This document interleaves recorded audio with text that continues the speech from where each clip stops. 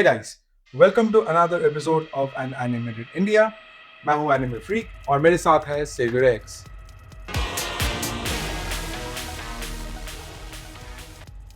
तो आज के एपिसोड में हम बात करेंगे एनिमे विलेंस के बारे में। हम आज पूछेंगे वो क्वेश्चंस कि क्या सारे एनिमे के विलेंस बुरे होते हैं या फिर उनके एक्शंस के पीछे कोई मोटिव होता है। तो आज हम एक्सप्लोर करेंगे इन एनिमे विलेंस के कुछ ऐसे मूव्स जो सिर्फ इवल नहीं है, वो फिलोसॉफिकल भी है। ऑनेस्टली मुझे लगता है कभी कभार इन विलेंस की बातें सेंस बनाती है, और अगर तुम उनके पर्सपेक्टिव से सोचोगे क्या तुम उन्हें फिर गलत कह सकते हो। सो फिर से welcome to today's episode. Here we are going to flip the script. कभी नोटिस किया है कि इंडियन कल्चर में जो मैक्सिमम विलेंस होते हैं, माइथोलॉजिकली मान ले राक्षसास या फिर कोई जनरल सिनर, कोई लुटेरा, ठीक है, वो लोग ना इंस्टिंक्टिवली या फिर बाय बर्थ राइट नेगेटिविटी फैलाते हैं। Even if there is no real motive, at least in this current birth, that they do what they are doing. Yeah. However, if you actually look at the anime villains, majority of the cases you will notice that they have a multi-layered childhood, a past which starts very innocent, and over time उन्होंने जो देखा वो उनको आज villain बनाया। ये villains actually society का वो पार्ट को मिरर करता है जो एक्चुअली में एग्जिस्ट करता है, बट होते हुए भी हम उनको अनदेखा करते हैं।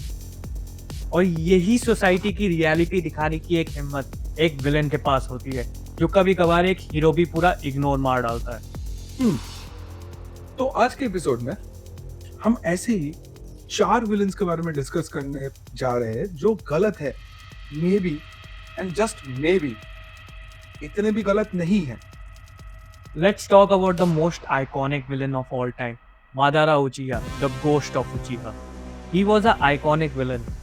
उसका नाम पूरी दुनिया में फियर क्रिएट कर देता था, लेकिन उसकी आइडियोलॉजी बिल्कुल डिफरेंट थी। उसको एक वर्ल्ड बनाना था जहाँ कोई पेन नहीं है, ना कोई लड़े ना कोई रोए। भाई इन्फिनिट सिटियों में तो भाई साइको प्लान था।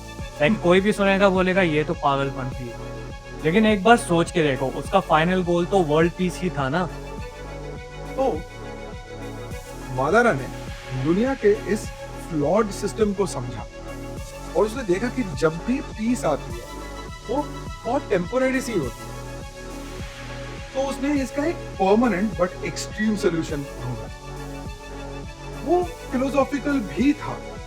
उसने सोचा कि सबको एक इन्फिनिट सपने में ट्रैप करके पीस लेके आएगा। भाई उसका प्लान तो एथिकली ग्रेट था, लेकिन जो सोच थी उस प्लान के पीछे वो डीपली रूटेड थी उसके विजन और ट्रॉमा के बीच। करेक्ट।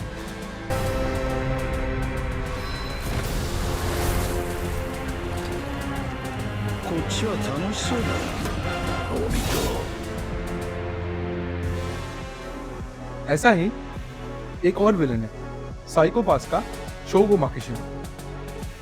वो एक करिश्मेटिक विलन है जो खुद सिविल सिस्टम के अगेंस्ट गया। एक ऐसा सिस्टम जो आपके थॉट्स के बेसिस पे डिसाइड करता है कि आप एक्चुअली में एक विलन हो या नहीं। माकिशिमा कहता था कि रियल फ्रीडम का ये मतलब है कि अपने कॉन्सिक्वेंसेस को खुद चूज करना। और उसने तो वो सिस्टम तोड़ना चाहा था जो ह्यूमंस को मशीन के हवाले करता है। क्या रियल फ्रीडम वही होती है जब तुम्हारे एक्शन पे तुम्हारा कंट्रोल हो, या सोसाइटी के नाम पे तुम्हें एक सीरियल नंबर बना के तुम्हें कंट्रोल किया जाए?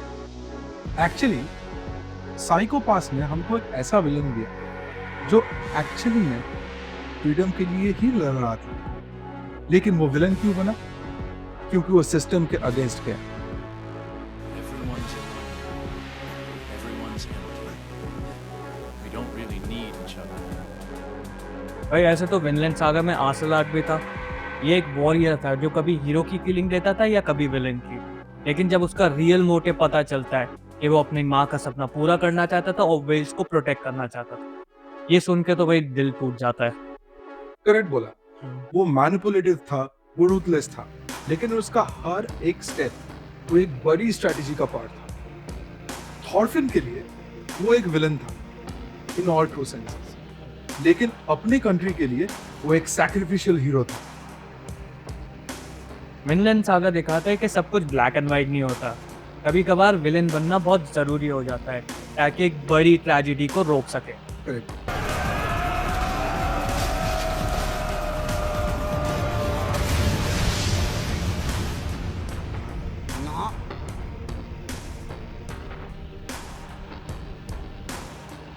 हाउ अबाउट कोड गियास का लेलुश? मैं उस कैरेक्टर को पर्सनली एक शिवा आर्किटाइप से कंपेयर करता हूँ। पहले केओस ला, फिर उसके थ्रू से एक नया ऑर्डर क्रिएट करो। तो पहले वो जीरो बन के एक नया रेवोल्यूशन स्टार्ट किया, फिर खुद के ही मौत को प्लान करके उसने दुनिया को यूनाइट करने के लिए एक रीजन दे दिया। लेलुश तो विलेन भी था और मसाया भी। उसकी जर्नी में था बिट्रेयल, गिल्ट और बर्डन। उसने कुछ नहीं मांगा, जस्ट पीस। ये वो विलन है जिसका फाइनल मूव था सैक्रिफाइस, अपनी जान देकर एक नया ईरा क्रिएट करना। क्या हम ऐसे विलन से कुछ सीख नहीं सकते? I, Lelouch V. Britannia, command you. Now all of you, die. भाई इंडिया में तो हम सबने राम और रावण की स्टोरी तो सुनी होगी और उन दोनों का भेद भी बताया है हमें सबने। भाई कभी तुमने ये सोचा रावण में क्या डिफरेंट था? उस पर लॉजिक भी था, नॉलेज भी थी, और कुछ कहानियां ये भी कहती है कि वो कंपैशनेट भी था। तो भाई एनीमे हमको यही करने के लिए मजबूर करता है, सोचना कि सिर्फ सरफेस से जज मत करो।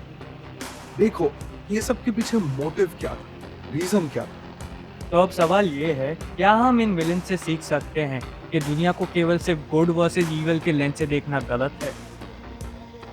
तो आज हमने ये देखा कि मादारा हो या लेलुश हो, ये कोई भी विलन नहीं था। एक्चुअली में ये फिलोसोफर्स थे, ये लोग स्ट्रैटेजिस्ट्स थे, ये विजनरीज थे जो अपने तरीके से दुनिया को चेंज करने का कोशिश किया।